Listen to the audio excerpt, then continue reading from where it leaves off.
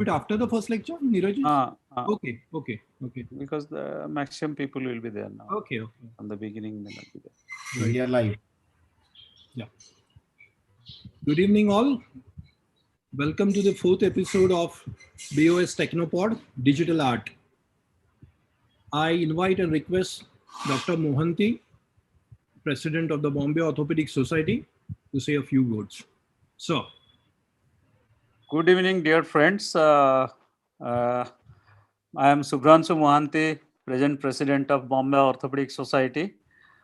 Greetings from Bombay Orthopedic Society and welcome to the 4th episode of BOS Technopod course. As you enjoyed this Saturday late night course for the last 3 months, and this is the 4th of its kind, and today it is devoted to digital art. And I'm really thankful to Dr. Mahesh Khade and Dr. Neeraj Bijlani for organizing these courses, being the conveners. And today the speakers are Dr. Mahesh Khade himself, who is a consultant orthopedic surgeon from Borivali area. And he is the webmaster of Bombay Orthopedic Society at present. And also is going to talk today. And he has been the convener for this course. And he's the most, favorite topic of his interest. You will enjoy his talk. The next talk, Dr. Neeraj Bijlani, who is a practicing orthopedic surgeon from Chembur, and he's the convener for this course as well. And also you'll listen to him, and him. He doesn't need any more introduction.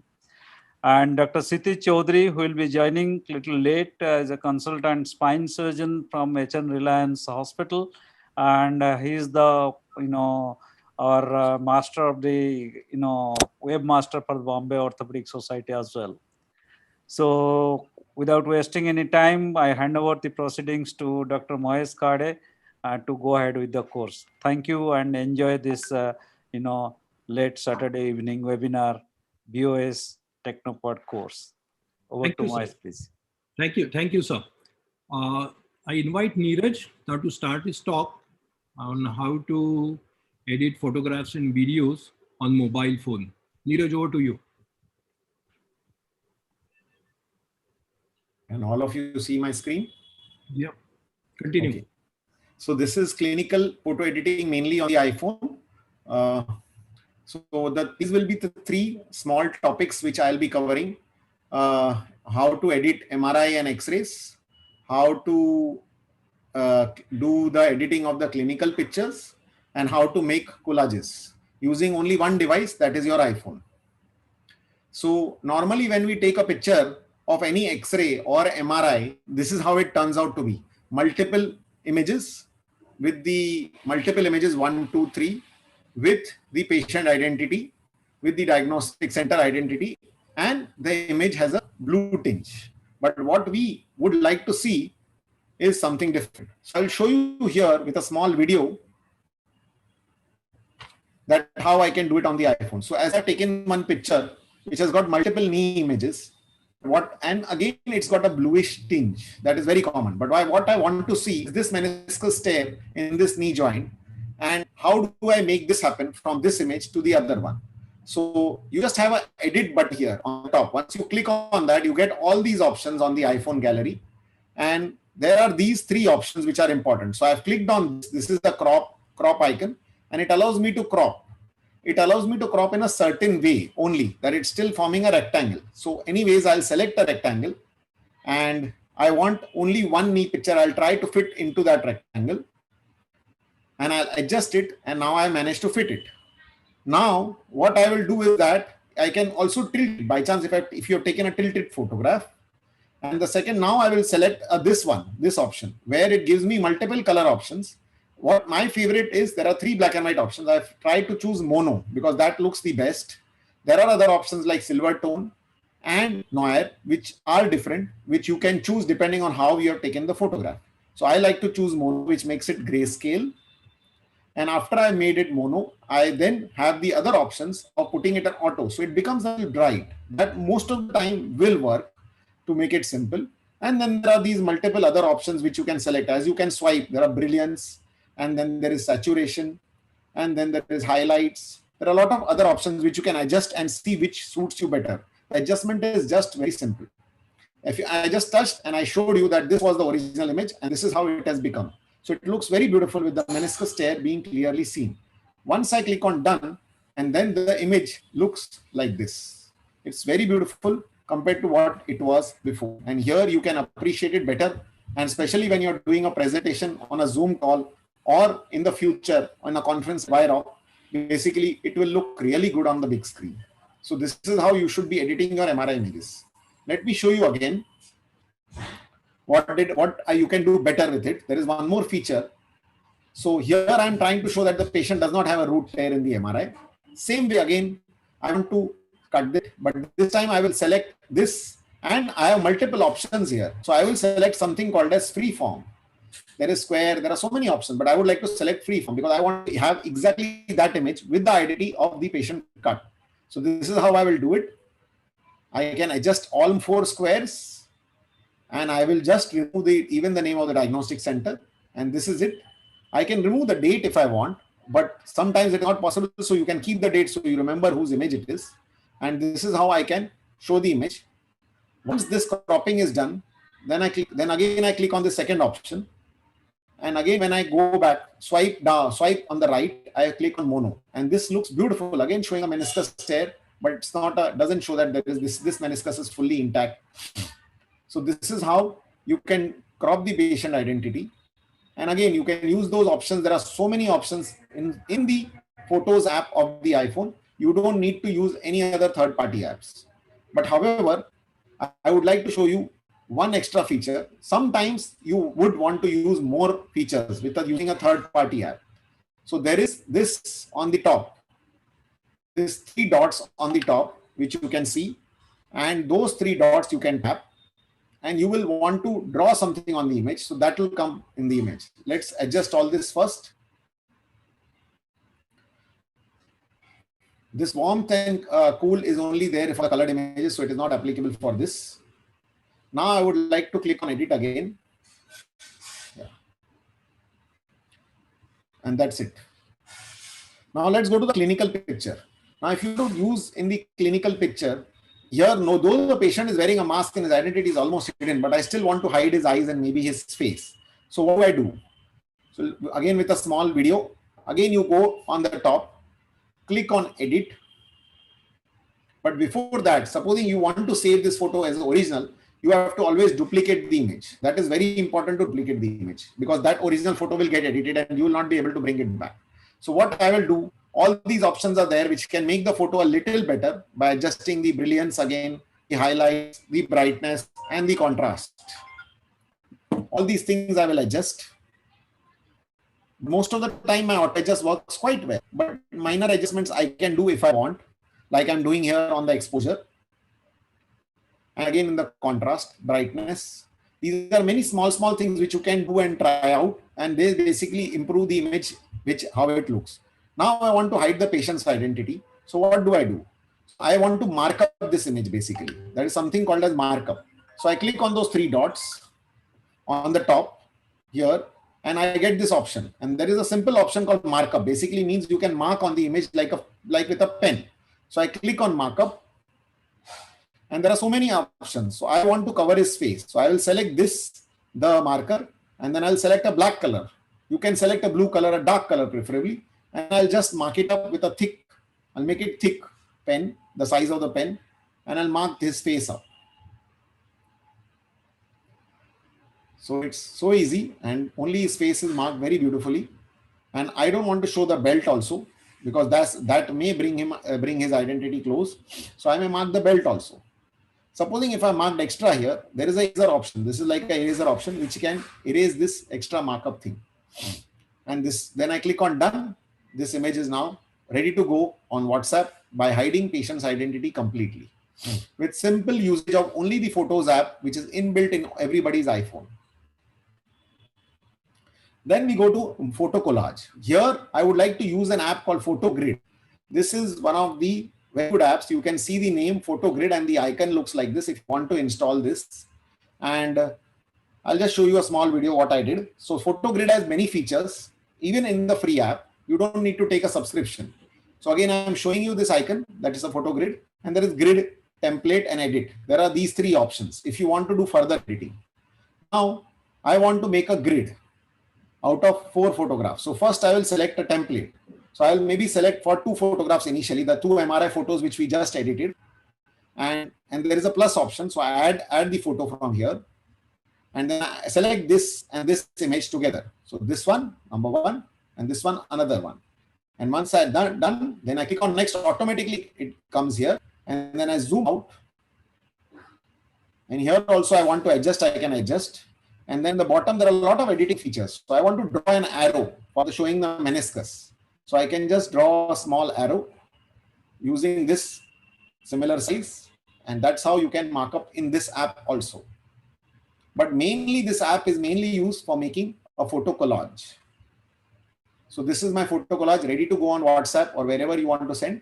Again, I don't want to pay for it. So try it free, or you can just click on the cross and you can still save the image. So the image is saved to my album and I can send it on WhatsApp or use it in a presentation. That's how I use my grid. Now this grid has many other features. So you can make a combined photo and video collage. It's maybe more of fun thing, but you can use it.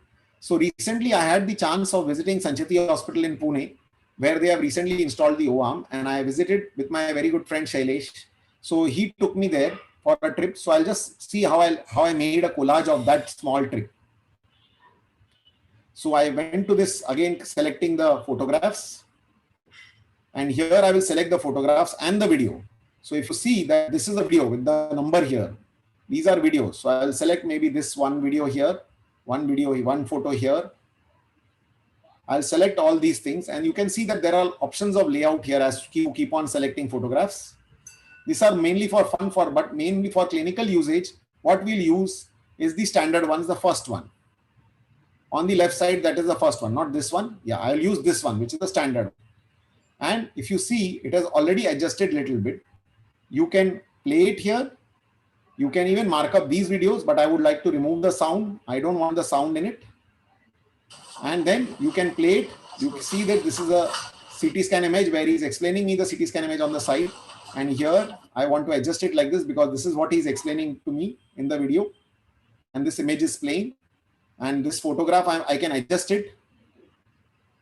And I'm here with Dr. Parag Sancheti and Dr. Shailesh. Behind is their O-arm. So this is something which you can do it for fun if you want to do. And you can also make an explanatory video for the patient of the case which you have operated, something like this. And you remove the sound if you don't want the sound, so that you can explain yourself. The only disadvantage of a free version is that there is a photo grid which comes and it gets exported in the form of a video. So this whole thing becomes a video which you can use on your LinkedIn, which you can use on your Facebook, and which you can share on your WhatsApp. Again, it's a free video. That's it. This is how it is. I'll just play it. So here he is explaining it to me, and this is the case which he just did. And these are the 2 photographs. This is how a video will look. And it's a very simple thing to use this, especially for your social media things. Thank you very much. This is my short and sweet presentation. And I think questions we'll take at the end. Yeah, whenever the audience, I invite the audience. Okay, so I'll answer them on YouTube. So do you want to start, Mahesh? Yeah. Dr. Swapnil Keni, our Secretary of the Bombay Orthopedic Society, is also with us. Audience can post their questions on YouTube chat and we'll have a good discussion. Dr. Mohanty sir wants to make an announcement regarding Wiro. Sir, over to you.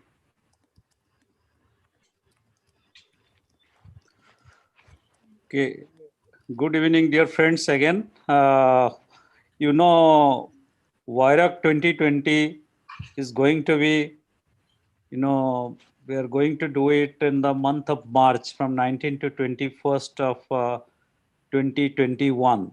That is Wiro Unlocked. We have received tremendous number of abstracts, more than I think 252 abstracts for this Wiro. And now we have opened up the registrations from 1st of December. So I urge all of you to register as a residential registration because of COVID-19. So we'll follow all the norms of social distancing, etc. I'll just share the screen.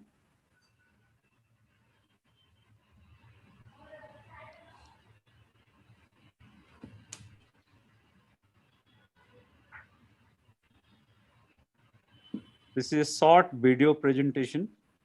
I'll just start the video.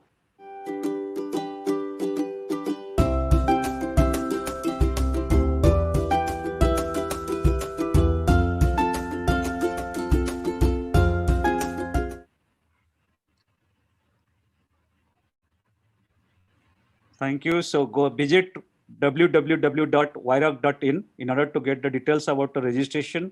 And I urge that all of you should register and come with your family also.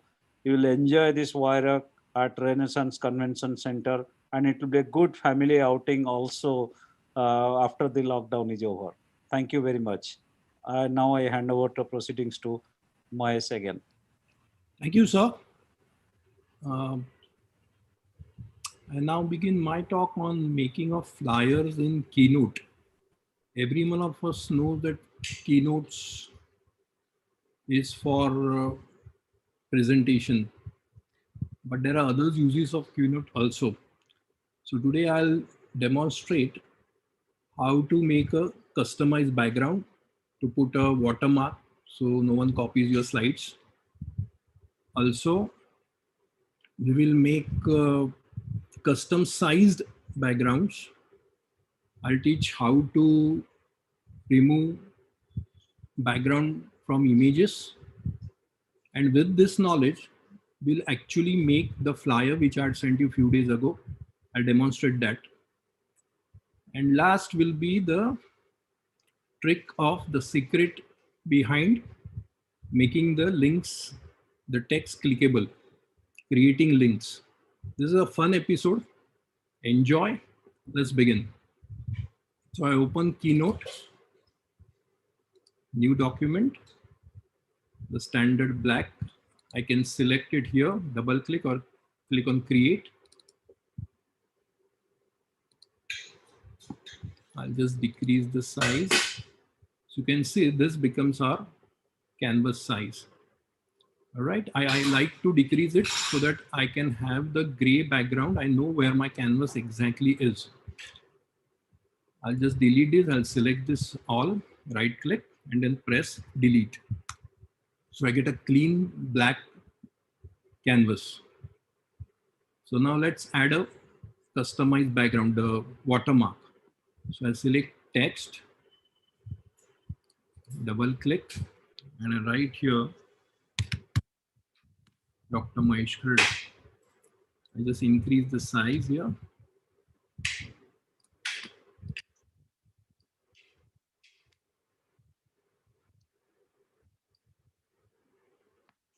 And then decrease the opacity. So it should be just barely visible. Remember, it's a watermark. It should not interfere really with your main presentation. And if I just click it outside, then this becomes my slide. I select it here. And then to duplicate this slide, I just press Command D. So this becomes my next slide and it already has a watermark. If I hold the command and the D key, just press it, it creates multiple slides. So all my slides will have a watermark and then I can start working on this. This is actually how you make a customized background with a watermark. Okay, this is the first thing. Let's go on to let's go on to how to remove the background from an image. Let me get the image here, media, choose. Let's select this, insert. So this is the image of the logo of BOS Technopod and it has a white background. Now I don't want this background. So what I do, go here to image, select instant alpha,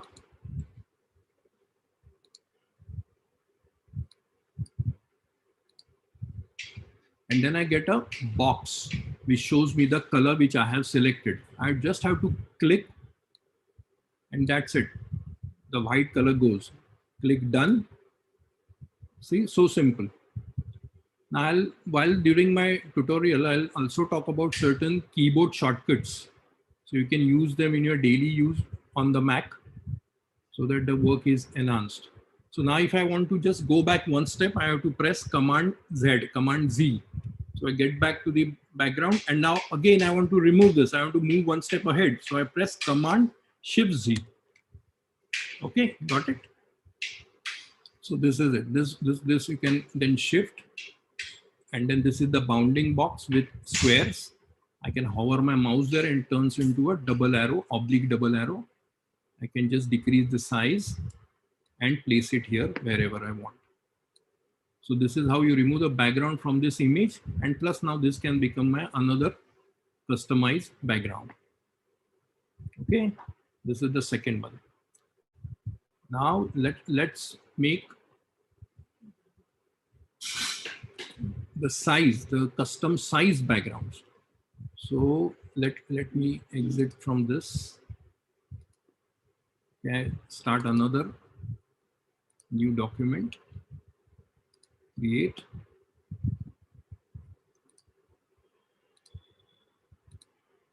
Okay, so usually we work in say 16:9 format. Now I want to change this. Either it is 4:3 or 16:9. But I want to make a poster or a flyer, which is not exactly 16:9 or 4:3 format. So what I do, I go here to document, here slide size, click here. We have standard 4:3 widescreen 16:9. And by clicking on this custom slide size, I can enter here the values I want. They are in points. So I select here 1000 and say here 1300. Okay. So see, this becomes my custom size artboard. This is where we will be using and making, we'll use this and make our flyer today. Okay. So let's begin to make the flyer. Delete this. I'll change this background to white. Okay, so this is my custom size flyer background. Let's make the actual flyer. So we go to shape,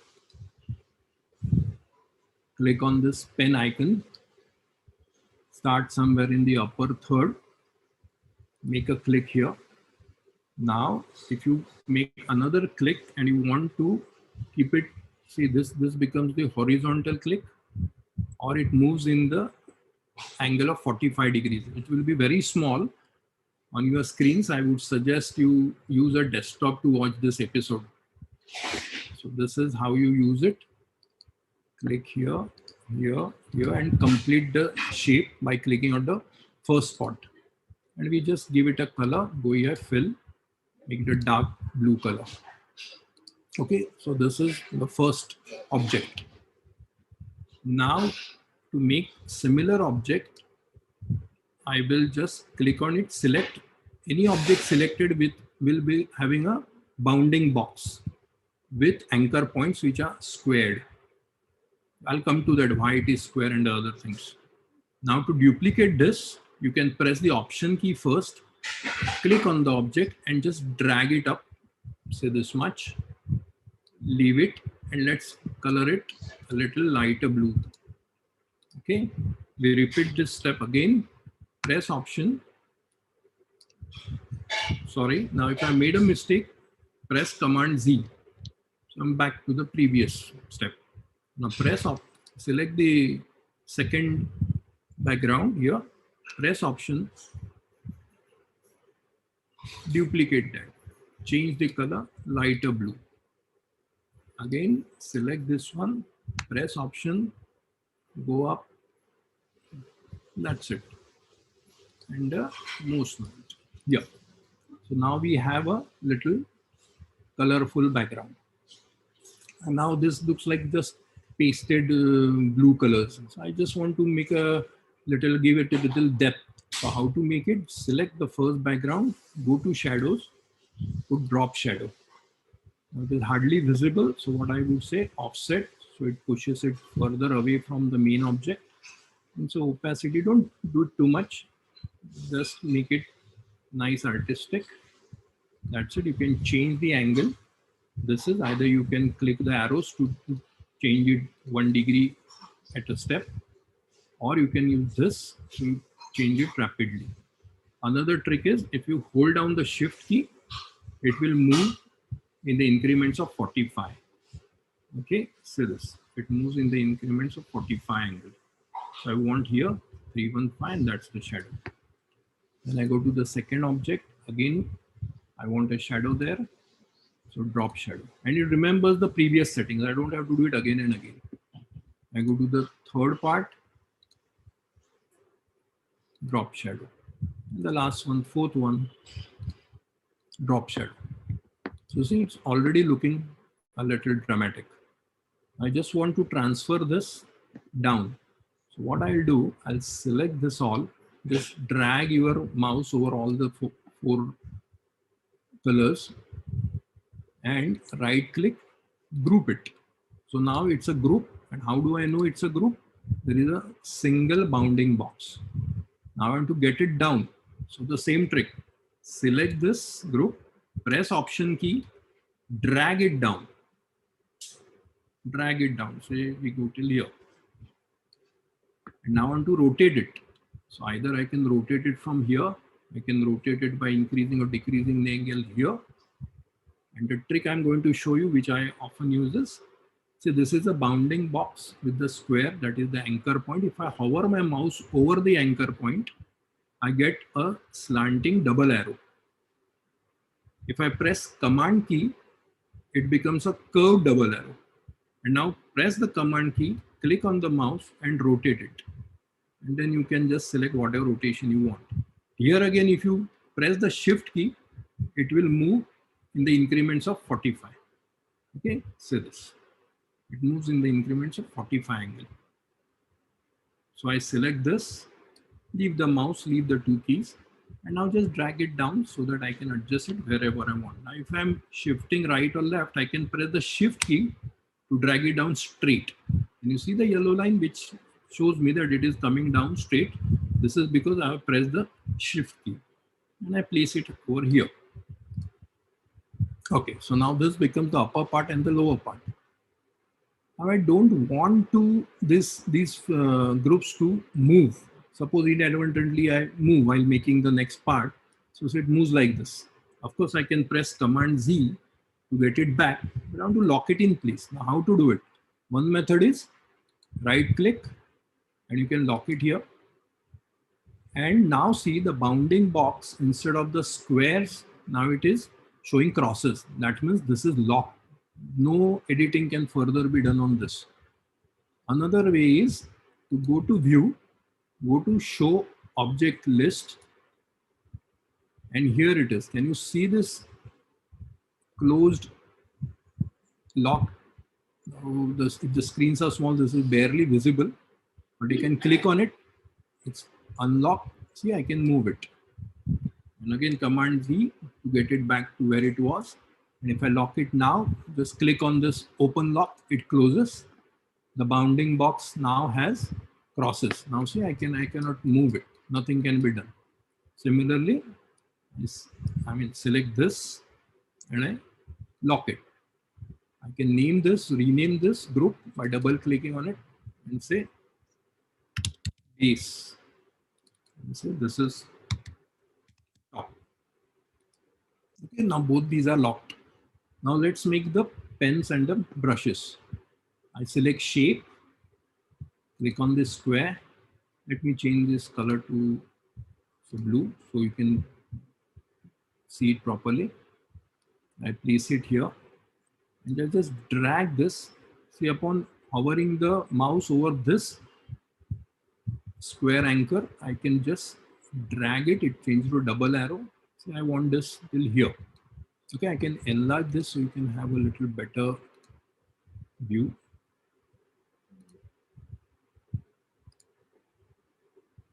Okay, so this is the part of the brush.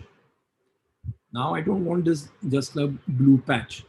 I want it a little bit gradient, add a gradient. So go to color fill, advanced gradient fill. And now this gives me a gradient. See that it is darker here, lighter here. Darker here, lighter here, but I don't want this. So I click on this. So I put black here and click on this. Sorry.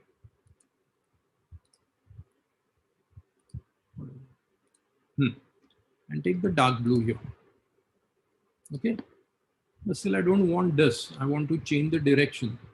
So again, angle, press shift key to get it in 45 degrees. Now this is okay, fine. Look at it in the zoomed out position. Got it?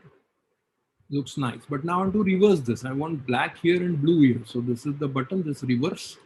So blue shifts here, black here. Yeah, I'll show it again. Okay, this is it. Now let's put the brush tip. So go to shape, select this isosceles triangle, and just change this to red. And I want to rotate it. So if I hover it somewhere here, it will show double straight arrow.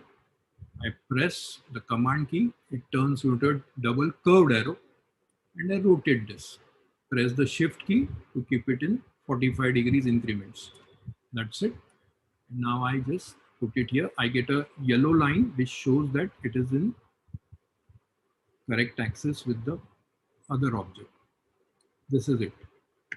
If I feel that I want to be very accurate, okay.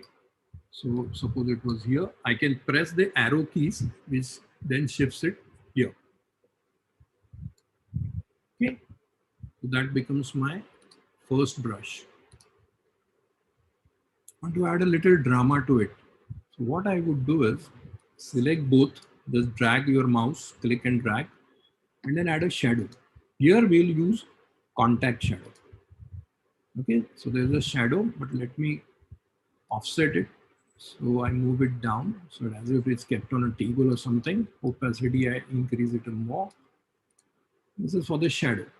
Let's make this pen look itself like a 3D pen. So how to do it? Take shape, take this, click on the square. You can just put it here. Now just drag it down. So it's somewhere here. Now another trick. See, if I hover on this square and drag it here, it just moves on one side. Okay, press Command G to get the one step back. Now I want it to open up on both the sides simultaneously. So the trick is press Option and now drag it. See, it increases on both the sides. And it snaps there. That's it. And then decrease the opacity. Here it is, opacity. Just get it down so somewhere, say about 27, 25, anything you feel okay, 18. That's it. So now this looks like a little bit 3D kind of thing. So now I want to just repeat this. So I select everything. And now you know that just press Option, drag it down, it becomes second. Okay, now again press Option, drag it down, this becomes my third pin. Now see, if I just go right and left, I can hold down the shift key, so it stays in the straight horizontal, vertical line. That's it. Now, but we want to change the tip of this. So what I can do is select this object, the isosceles triangle, and right click and press here, make editable. Let me zoom. Okay, once I get it, make editable. See, now there are anchor points which are square on the tips. Between these two square anchor points, there is a circular anchor point. It indicates that if I drag it, I click it and drag it, it will give me a curve. So this is giving me a curve. This is a square anchor point. Again, I drag it, it gives me a curve. Now just to stick to the color theory, so red, green, I'll make it RGB, and that's it. Third, I just don't want this. I want some different kind of thing. So, calligraphic or some highlighter kind of thing. I just select that and press Delete key. And then I take the pen tool, I click it here, and I drag it down, press the Shift key to get it. Second point here, straight vertical down somewhere here, and close that shape by clicking on the first point. And I just color it blue. But I don't want this also. So then what to do? Delete this, go to shape here. Now say this, click here, keep it straight here, and finish the shape blue. Okay, you can see there is a small gap here which I can close by selecting this object and pressing the left key. That's it. If you want to be very accurate, if you can see this, there's some difference here. So just select the object, drag it, but now press the option key so it opens up on both the sides. If you think it is inappropriate, go back, Command Z, and that's it. Go back to say 75%, that's it. But here we have to add the shadows. So here I go again, shadow, contact shadow. It remembers the whatever the last setting of the shadows were. Select this, contact shadow. So I'll just decrease it further. You see? So this is it. Now let us add some text here. So I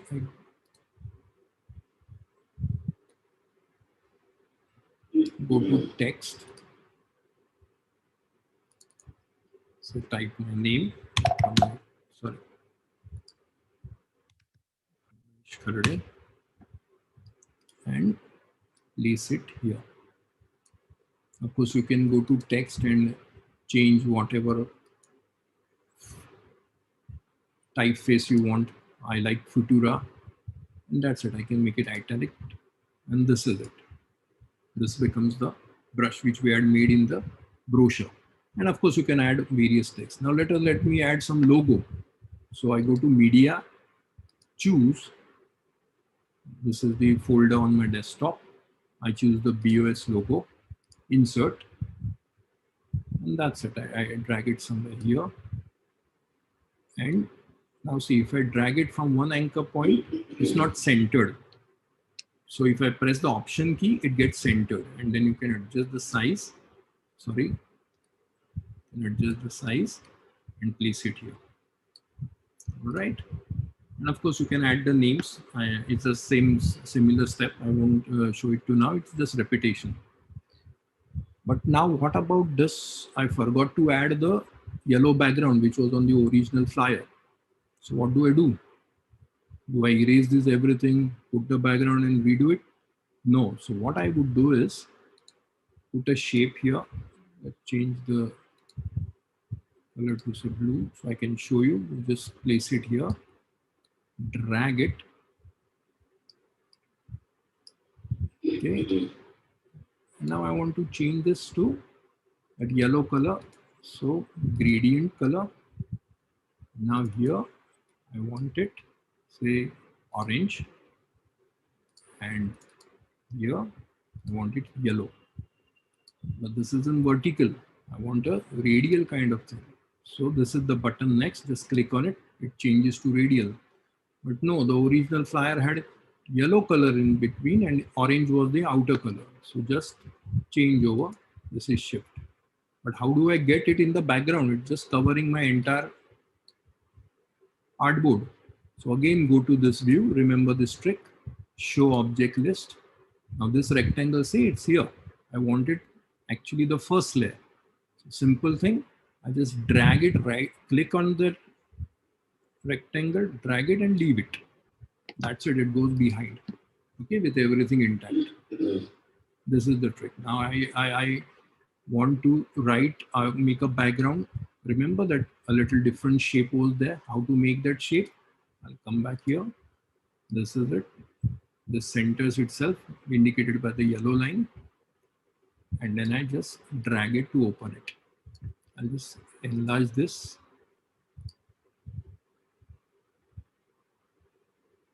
Okay, but it's just a rectangular patch. I want to make it a little dramatic. So right click, make editable, And now this is a circular anchor point. Just drag it. Okay, you can go from here also. So it looks like a banner instead of just a plain rectangle. And more drama. So more drama will be shadow. Give a curved shadow to it. And then again offset here. So it's too much. Don't overdo it. It should be subtle. Should look nice. 3D effect. Opacity also you can decrease a little. Don't do too much. But it's up to your taste. And that's it. We just go back here. See, I think the shadow should be more. So fine, the offset, maybe the opacity. And I want it down here. So select this object, press Option. It's the same repetition and drag it. If I'm shifting here and there, just press the Shift key and drag it down. It comes vertically down. Again, press Option, press the Shift key and drag it down. It comes vertically down. So that's it. Then we can add names and all. Now, how to make any text or image clickable? That's the last part. So let me put a text here. Say here it is. Click here to join BOS website.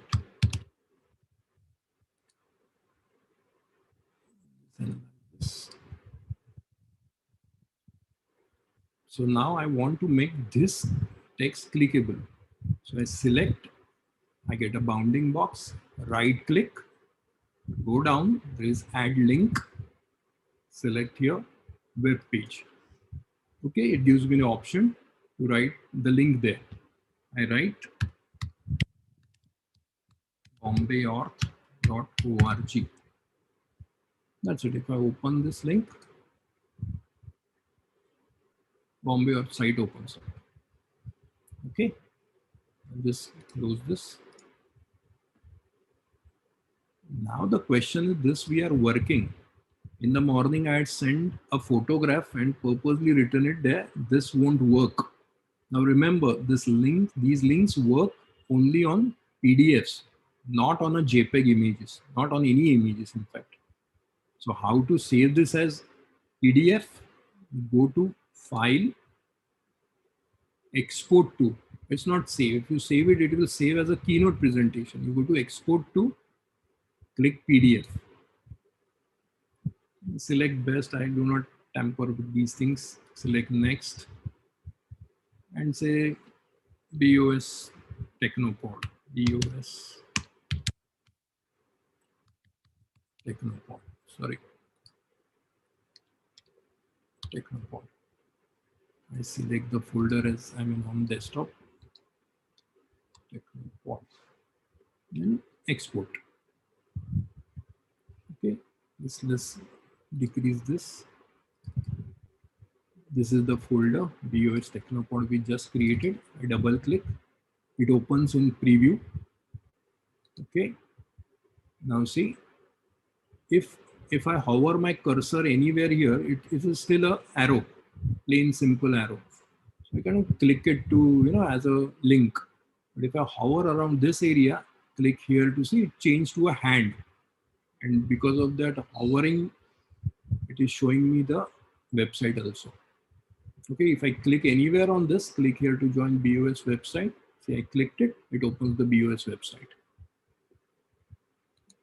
Okay. What if I want to make the entire image clickable?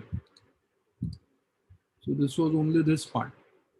Now you want something which you can either, occupying the entire artboard. So this rectangle was there, which was occupying the entire artboard. You select it here. If you select from here, you would never be sure have you selected the rectangle or this object or this, anything. So best is to go in this, remember, view, hide and show object list. So here, select the rectangle, there itself, right click, add link, web page. You can write same bombayorth.org. That's it. Now see, suppose like let's remove this link first. Delete this. Again, remember, don't save it as image or don't save it as a keynote presentation. Go to export to PDF. Next,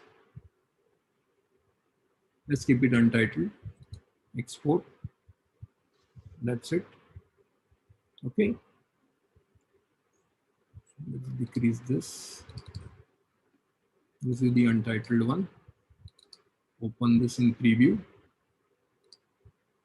Okay, now see, anywhere it's hand, it's not a cursor. So anywhere I click, it will be opening the BOS. I click it here.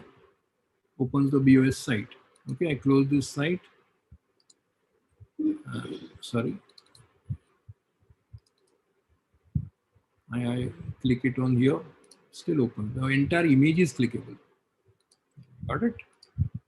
Another thing, if you want to save this as an image, you can go to File, Export to Image. Now the best part you must have realized, whatever was outside this artboard was not even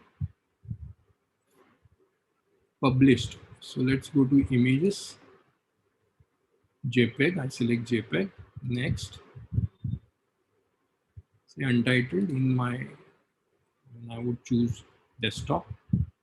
Export. Okay. So this is the Untitled folder. I drag this image out. Open this. So this is it. Clean, nice. Remember the original canvas size was 1000 width and 1300 points in height. It gives you a clean kind of brochure. So this is how you make a flyer in Keynote. I'm sure in PowerPoint also this must be there. Some buttons here and there will be different, but basically this is the idea. So that's it. Any questions, we can always take it. And I invite now Dr. Kshitij to come up with his presentation, tracing of images. So Netter BOS. Go ahead, Kshitij. Yeah, so can you see this? I can see, but your voice is very, I mean, Distant. not audible. Now, can you hear now? No, come a little closer. I'm like as close I can get now. Okay, now better, but it's better. I'll just put a microphone on. Wait a minute. Okay.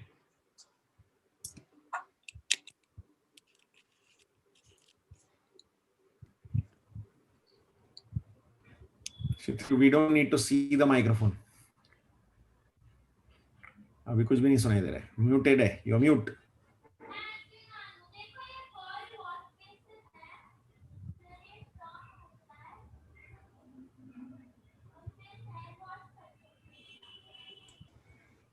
All right. Now I'm closer to the microphone. Now can you hear? Yeah, Kshitij, better. Yeah. Go ahead. Okay, so I'm going to speak on the vector graphics and how you can create images and trace images on Keynote. So I'm going to not play my presentation because I have to edit it. So the shapes and adjusting the styles and all, I think has already been covered by Mahesh, and it involves the same tricks. And the key thing is that you can get these shapes to make them editable. And once they are editable, you can curve them around and shape them in any way that you want, as long as these nodes become round. The round nodes are curved nodes, and the square ones are the sharper angular nodes, so where the curvature changes dramatically, whereas the round nodes is where you get a kind of a smooth curvature. And if you hover your mouse somewhere in between, a new node pops up, and there that you can change automatically. So here right now, if my mouse is away, you don't see a node in between, but if I take the mouse there, the new node comes here, and then I can change the shape of this object. So the box has been given a kind of a totally distorted shape. So this is the basic manipulation of an object. So again, the same logic applies, and there are a lot of shapes that have been provided by Keynote, where you can start off with an object like an arrow, and then change its shape in any way you want after making it editable. The same thing you can do with a circle, make it editable, and then make it in any shape that you want. So just explore this section here. The shapes, there are like animals here, and I'm sure you won't use all these ones, but there are some good ones. Like if you want to depict a time in your presentation, you can take a time like a clock here, saying that something is important, and it's time bound. So you can use a lot of symbols in your presentation rather than words. You can take them from these shapes and give them a personalized touch by changing the shape of these objects, or the content or the color of these objects. So that's what you can do about the shapes. So let's see how you can make your own shape. These were the shapes that were provided by Keynote, but you can make a shape of your own. So this is a picture from Netter I have taken from Google, and I've just dragged and dropped on my slide. So let's say if you want to make a shape that is of the thoracic vertebra. So what you do is take this tool, which is the most important tool here in Keynote, the pen tool. And as Mahesh has already shown how to use this tool, here you are using this tool to trace out this object. So you can trace out this object by just clicking on the borders of this roughly, wherever you think that the shape is changing. And I'm going to take my time getting it as accurate as possible. So I'm just clicking on the points where I think the curvature changes, and later on I'm going to make this better. So maybe the curvature is changing here, and here, here, here, here, and then go back to the original node and double click on it, and it will close. So if you must have noticed, if the node is circular, it is a smooth shape. If I want to make it angular, I have to double click it, again becomes angular. So wherever the curvature changes, suddenly there you keep a square node, and wherever you want it to be smooth, you double click that and make it smooth. So I want these to be smooth, I'm double clicking them and making them smooth, and you can see how the automatically I'm getting a very smooth picture there. And then you can drag these, if they go off, you can always drag it and get it back to that original shape. Now again, if you see that there's a lot of crowding here, and there's a lot of going on this picture. So what I'm going to do is going to make the background a little less opaque, and that you can do by this opacity thing that Mahesh showed you. So I'm going to make this a little opaque so that I don't have to see the whole object so much in detail. So again, I go back to the object, and you can see here now the nodes are not seen, but if you double click on it, the nodes starts getting visible again. So I'm going to again go back to my process of making this. It's pretty fast once you get a hang of it and how the line is going to behave. And typically one object you can get it down in a few minutes. You'll be able to get it down to the right place. So you see how I am double clicking it and changing the property of that node. Again, if you see, I can right click on that node and make it a sharp point. A sharp point is that square point. I can make it a smooth point, which is a round point. The round point makes a curve, whereas a sharp point makes a angled kind of a picture. And then you can make a Bezier point as well. Now Bezier point has these two nodes here that I can change and make a shape like that. So you kind of can experiment with that and get your shape line. We'll start seems to be working the best. And here I'm getting the spinous process down. Um, and I'll show you in some time how you can save this image if you are a spine surgeon and you want to use it in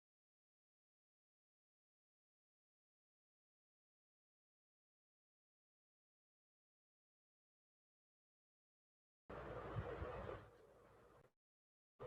Kshitij, can't hear.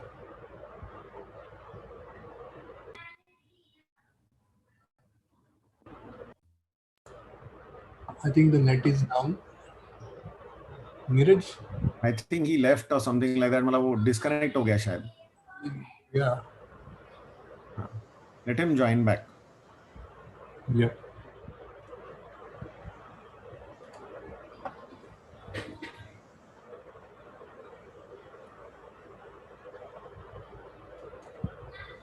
In the meantime, there are some questions which we can take from YouTube. Yeah, definitely.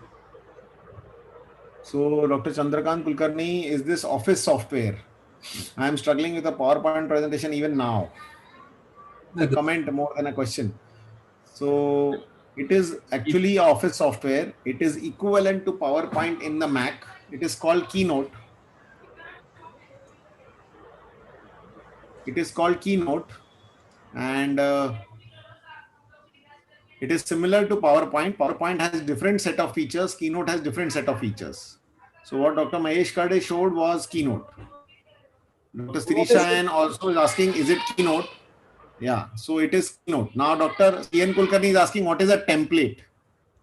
Template means something which can be repeated over and over again. Basically, you have in the last episode, I showed the pages template for the OPD paper. So that means you make it once and use that same thing again and again. That base first part becomes a template which can be reused. So I think it's respect to what he wants to know, then I can answer it much better. Template of what? You can have template of... Here he's asking that about template of Keynote which you showed. So actually this is, I am also a little confused about this watermark and Keynote which you showed. Kshitij is calling. Hello. Hi. Yeah. So come back na then. Use the personal hotspot and come. So then template, can you show it again that how do you make this as a template? Is there a way to save it as a template or you save it as another Keynote? No, you can see every time whenever you make a new kind of presentation, you can have your own backgrounds, different backgrounds for that. It may not be the same thing every time. So you just make it once, once in that slide, and then duplicate that slide, whatever 30, 40 slides, and then start working on 1, 2, 3, 4, 5, 6 slides. So you have that background, say your name or so anything, image, logo on the side. So that becomes a template. That's the first slide which you make, and you just copy it, duplicate it rather, to the 30, 40 slides which are there in your presentation. You can just make this every time in the first, as a first slide during your presentation. So I think Kshitij is back. You can continue with your presentation, Kshitij. Yeah, We were just taking some questions when you were away. Your voice is gone again. No, I am on 4G, means on a hotspot. So now, I hope. Go ahead. Yeah. So what I have done is that I have already done that on my own time before. So you can see that I have nicely traced out that object. I'm going to delete that background, and what I have is this thing here. So this object, if you are going to use in the future, you can right click and you can say save to my shapes. And when you save it to my shapes, it will appear in this library here up in the shapes tool. Oh my. In the shapes tool at the bottom, there is my shapes, and you can see that thing is here. So next time I want to use this object, it's there ready for me. I can use it anytime I want, even in a different presentation. So now an object like this can be like how Mahesh showed. You can give it a fill color. Maybe I want kind of something like this, and again press on the option key and make another vertebra. You can make another vertebra, and okay, I want it a little bit kyphotic, so I'm going to go on one of the nodes here, press on the command so that it starts rotating, and then you can turn it around. So that's a little kyphosis here. And maybe this one also I'll turn a little bit. So yeah, there is some curvature here.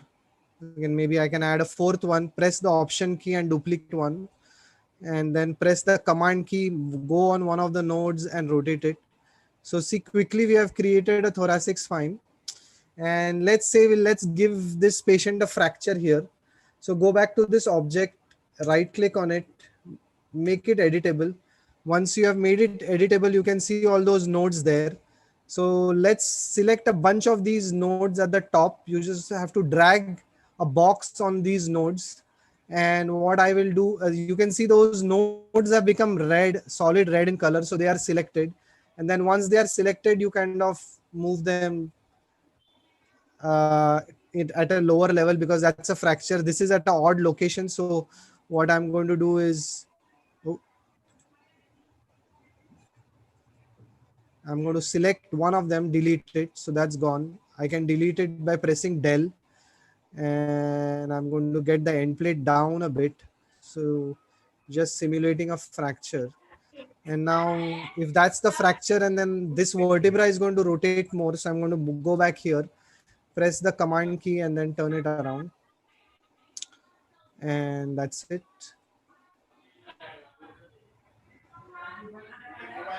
And then you can even animate all these objects the way you want. Let's give a different color to this. Maybe a fracture that's different. Now, okay, let's put some screws here. Go back to shapes. In this search, let's see if they have a screw. They have a screw, and this screw is not really a pedicle screw, but we'll kind of change its shape. So let's put this screw in the pedicle here. Go here, press on the command key, rotate it in its position. Let's get it in the pedicle, and then drag it. This is when you are dragging it, it is going in all direction, it is expanding. You don't want that. So what you do is go to arrange or style, or no, wait a minute, where is that constraints? Yeah, here in arrange there is this check, constraints proportion is checked box.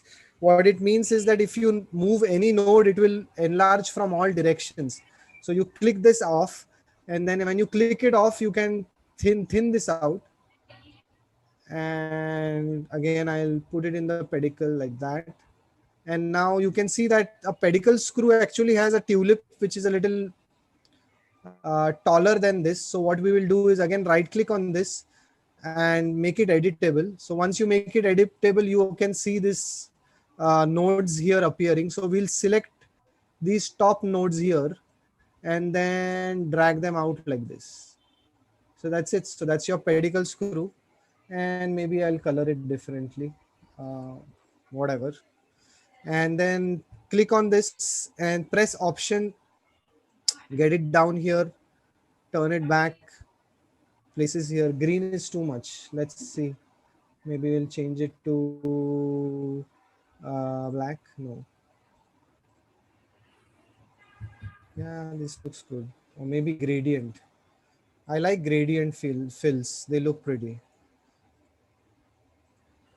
Right. So that way you can very quickly create an illustration either for your presentation or your paper if you're writing. So let's say if I am, again, this is the same thing you can do with an actual image like this. But let's say you are writing a paper on, say, something to do with basilar invaginations like this, and you have a patient whose reduction maneuver for this dislocation you want to show as a line diagram, and you want to take the patient's MRI and then trace it out. So the first thing what I will do is take this MRI and then make it a little bit less opaque, and then I'm going to do the same thing.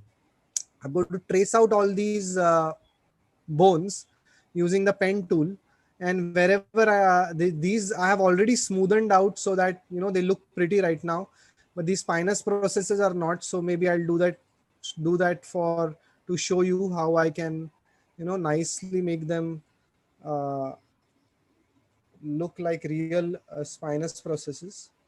And that is all you require if you want to uh, show it in your either your presentation or your paper. So all you need to do is delete the background, and once you delete the background, you have got this image.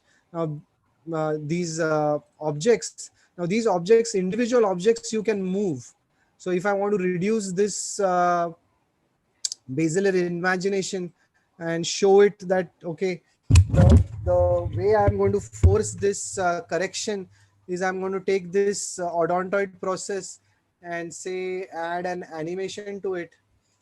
Sorry, add an animation to it. Action, add an animation for it to move in a particular direction. I don't want it to move there. I want it to move here in the right place. So I'm going to make it move in the right place. So that's here. And then again, maybe I'll move this as well, but not there.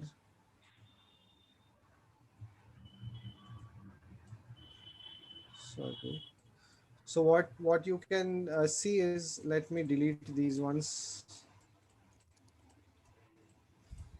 So when you run the animation for your presentation, you can see, you can show your correction, how you can correct these deformities. So by tracing out your x-rays and MRIs and sometimes objects from netters, you can create your own artwork to explain complex concepts or make line diagrams for your publication as well. So Keynote is the most easiest tool to use for vectors. There are a lot more other vector graphic tools available, but this is the a free one for all the Mac users. I'm sure PowerPoint also has this functionality, but it is not as easy as Keynote. So those guys who have Macs are lucky to have this option available to them.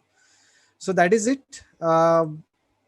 If you have any questions about this, we can answer, but it's pretty simple. It's pretty straightforward, but most of the thing was covered by Mahesh on how to color them and how to move them and how to constrain them and how to size them and rotate them. All you have to do is play with the pen tool.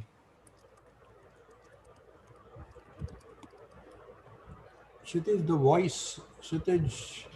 Yeah, again, the voice is gone. No, I got it. Now you are done. Yeah.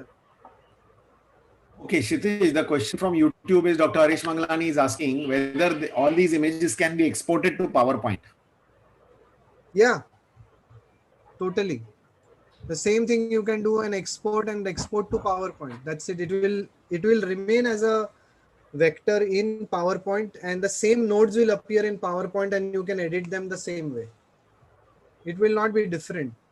So it works the same way, and other way around also. If you have a vector line in PowerPoint, you can open it in Keynote and play around with it the same way. It is totally interchangeable. The reason for making it a vector image is that you can modify it and animate it and move it around, and especially for publications it is very useful. You may have seen you want to have like a classification for osteoporotic fractures that you have developed on your own.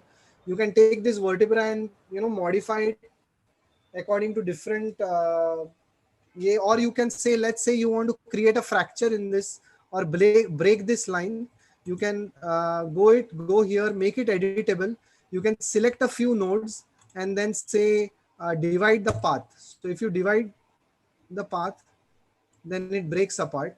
So when it breaks apart, I'll break it apart here, and I will get it connected to this. I'll get these two nodes to join. So now what I have done is that this is also separate. Sorry, let's join these also. Let's delete the background. So I'll join these two nodes. Sorry, I'll join these two nodes as well. Join. Maybe delete these. And so now that's one part, and then I'll join these two. And that way you can create a fracture. So that's the fracture in the pedicle.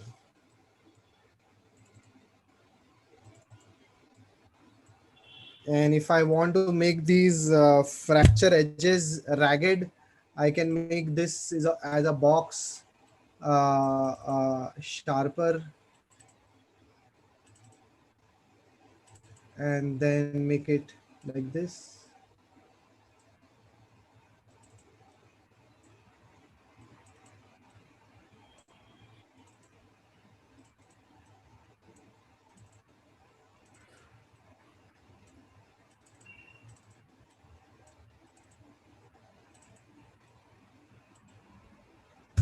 So that way you can create a fracture. So Kshitij, I had a question. So when you are tracing this, won't it be easier to trace on a tab or an iPad with Apple Pencil?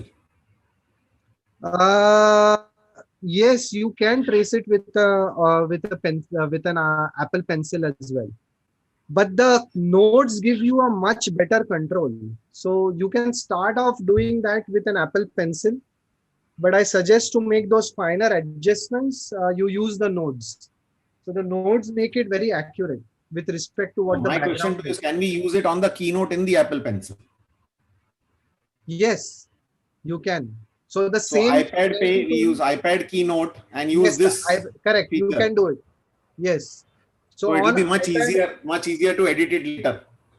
correct. So you can start off there and then kind of fine tune it on either iPad. You can fine tune it, or you can fine tune it on your computer. Either way, on iPad is a little bit tedious, to do it. With a mouse, it is much. I think it's a much matter of practice. We have been It's using a matter mouse of practice. Yeah. With mouse in generally, It's very it is easy with easier mouse. to We've been manipulate using those mouse. mouse. Yeah. Correct. Okay, so for the general population who's listening, one very important point here is that you have to use a mouse and not the trackpad. The trackpad does not work so well compared to the mouse. Am I right? Yes, that is correct. Trackpad is a little tedious. You can do it, but it's just going to take a lot of time. So if you wish to use it, mouse is much more accurate, and the magic mouse of Apple is much more accurate than the others. So there are more questions. Achha, they are just thanking us. There are some tools. Swapnil, do you have any questions? Swapnil? Yeah, so basically now the first question I have is to you, Neeraj, regarding editing on the mobile device, your iPhone.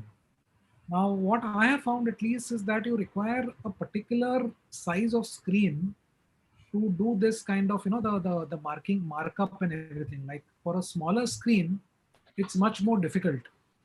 Similarly, it also depends on the size of your fingers. If you have fingers which are kind of thick and big, then the dexterity becomes a problem. So is there any sort of a stylus or any sort of a pen which is available which you can use on the phone, which makes life easier for you? So the only where the stylus actually works very well is the Galaxy Note series. So if you want to do the same features, there is similar features available in the Android Samsung Galaxy Note, where the pen really works much better than the phone.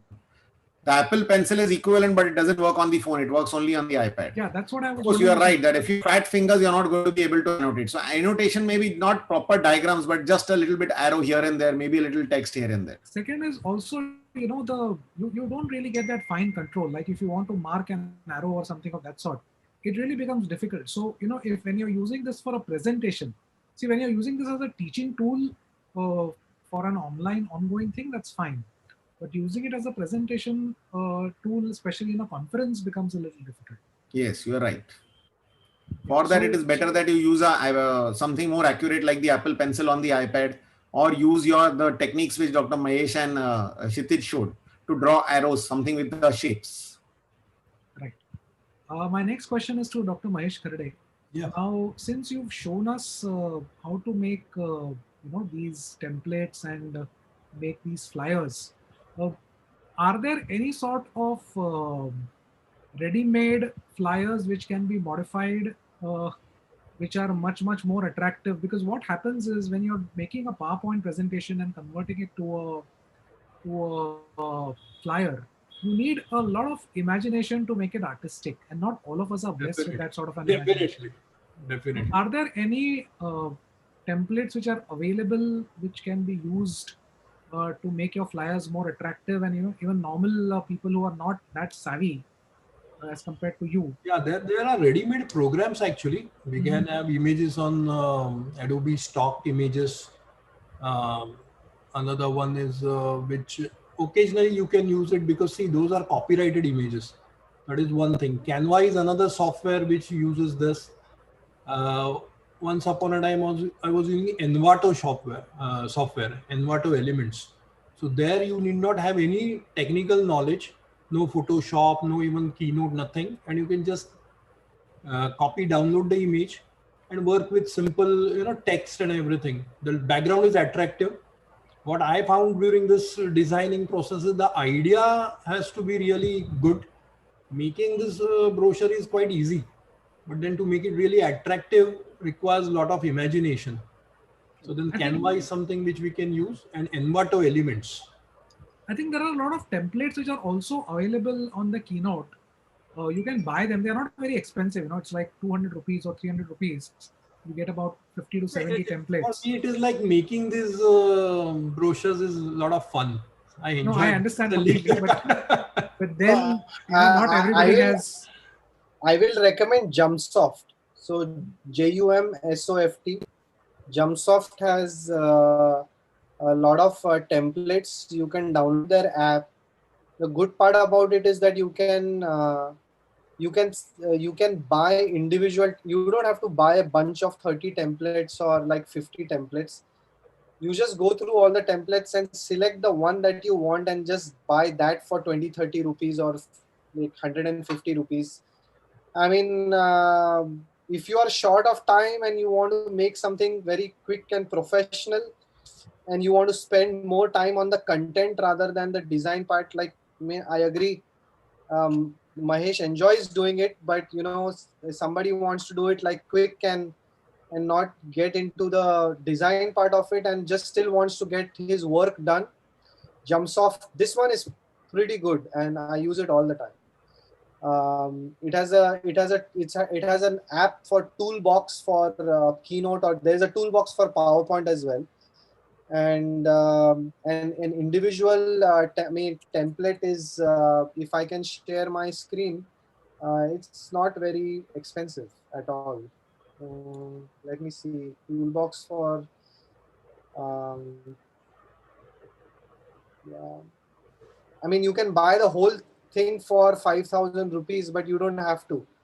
Single templates are like on an average anything between 150 to 250 rupees. It's really how much worth your time is. Yeah, but 250 is a little expensive for a single template. I would. So at Uh, 250 rupees for spending the entire day designing a template is totally worth it. You don't require Again, entire days. it depends. Kshitij. It depends. No, Mahesh. For Mahesh, it is like piece of cake. But again, for people who would like say, okay, I'm going to quickly do something and get it professional. So for them, that's fine. It depends. so Kshitij, my next question is to you. You have shown, making these images, the vector drawings.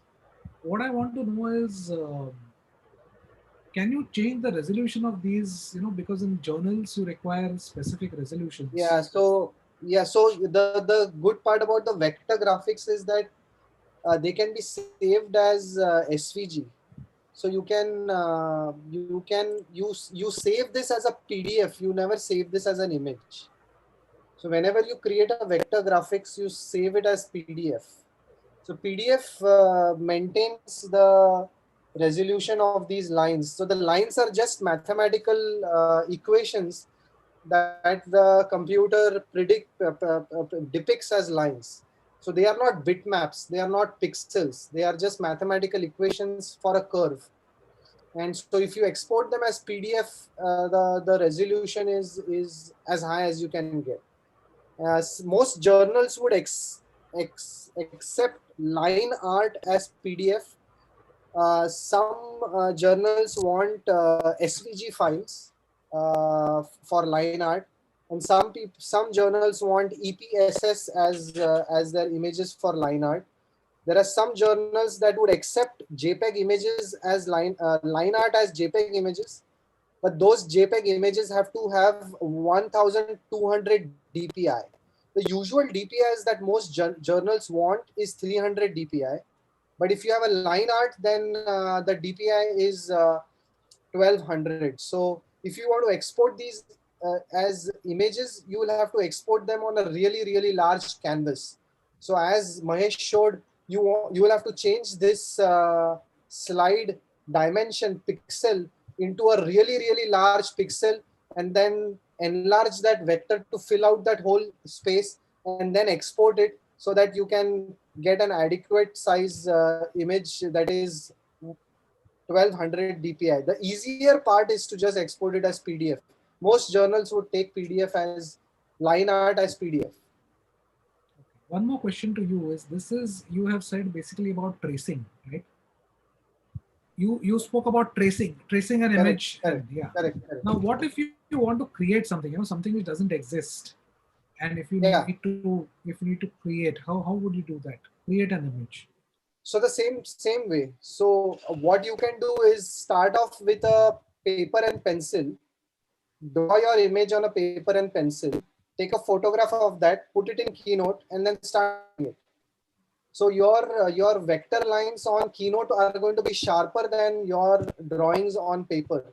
So you start it off on paper, use an app like Scannable or any one of the scanner apps, and even Apple now inbuilt has a scanner.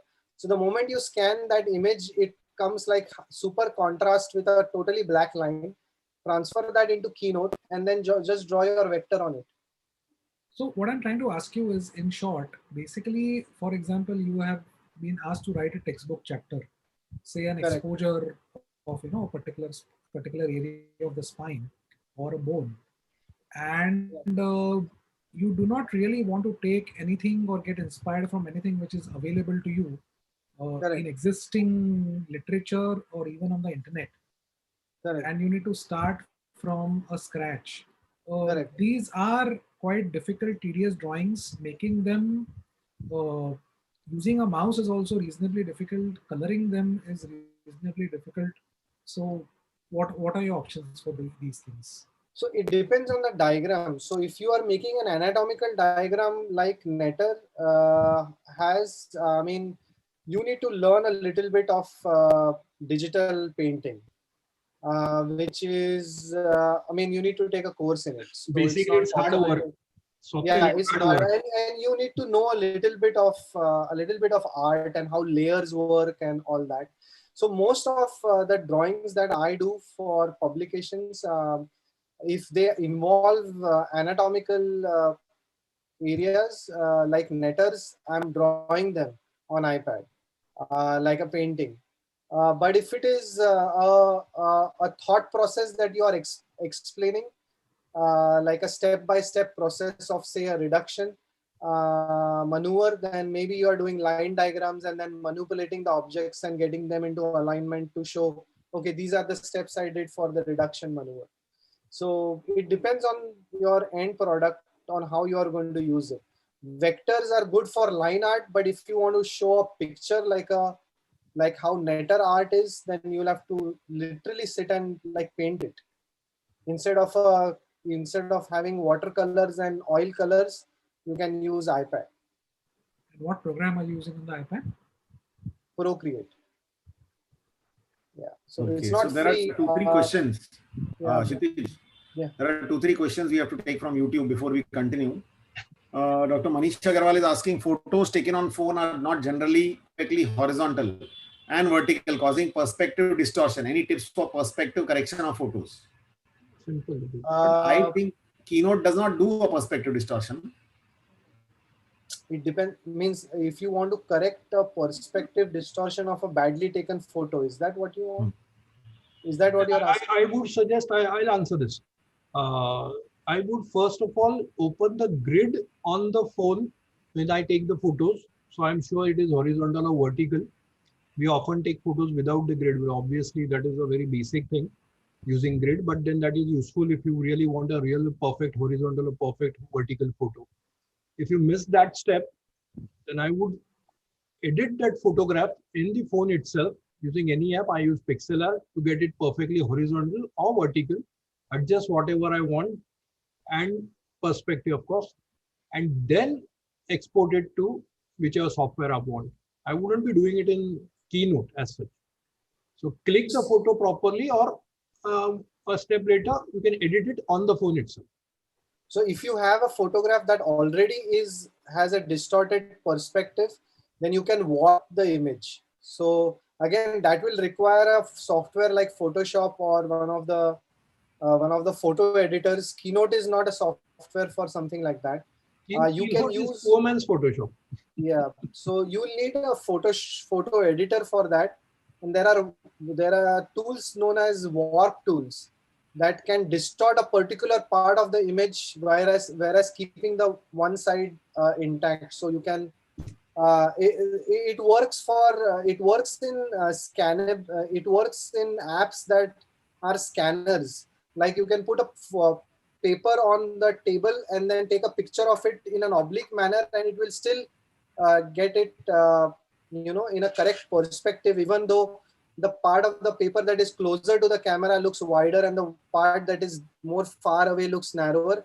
But eventually it comes that's the warp tool that the app is using. So there are scanner apps on your phone that can correct a warped image. One of them, free one, is Scanner Pro. It is by Riadel. So if you can download that on your phone, Scanner Pro, then import your photograph into Scanner Pro and then warp the image to the correct perspective that you want. So that's one way of doing it. So that's free, I think. Again, Yeah, poor that man's is one a very good idea. Now, second is, I think for Dr. Mahesh, can we use this tool or method to remove part from a logo or modify a logo? For example, he's asking whether we can remove the lotus from the BOS logo. Okay, I'll try that. Let me share the screen. Okay. But don't change the BOS logo. That will require a lot of permissions. Here It's just advertise, just this technical query which we are trying to answer. We are not changing the BOS logo on the website. Let me start with a new document. Okay. So I delete this and say I get the media, choose. Now let me get the BOS logo here. Okay.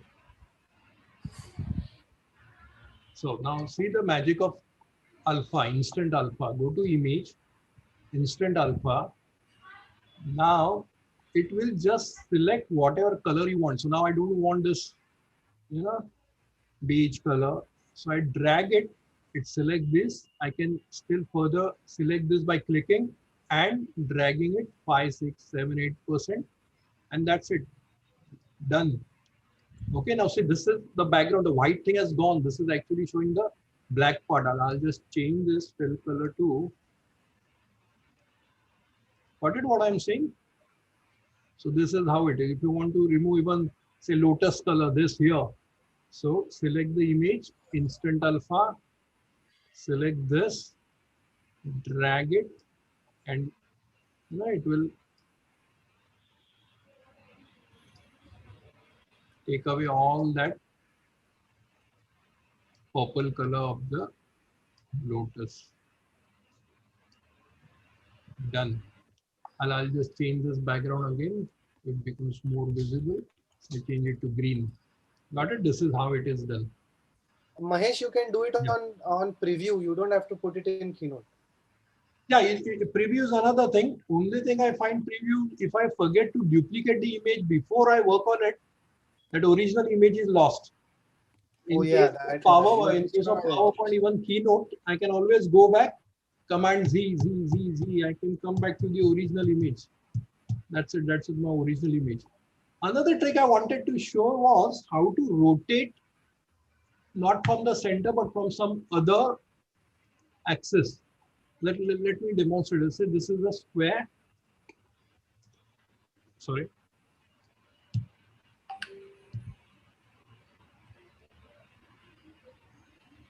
All right, now if I hover my mouse on one of the square nodes, I get a double arrow. I press command and it becomes a curved double arrow. And when I now rotate it with my mouse, it rotates on the central axis. But what if I want to rotate, command C, I want to rotate on this axis. So simple trick, just remember this same first command, the arrow changes to curved arrow. Now press option. Now if I choose this arrow, this node, it automatically selects the opposite node for rotations. I press now command, so it gives me a double rotation, curved arrow. Then I press option. Now I rotate it. See, now it's rotating on that other point. Got it? This is not there in the menu here, where we go for, arrange and rotations here. So this is one of the tricks I wanted to show.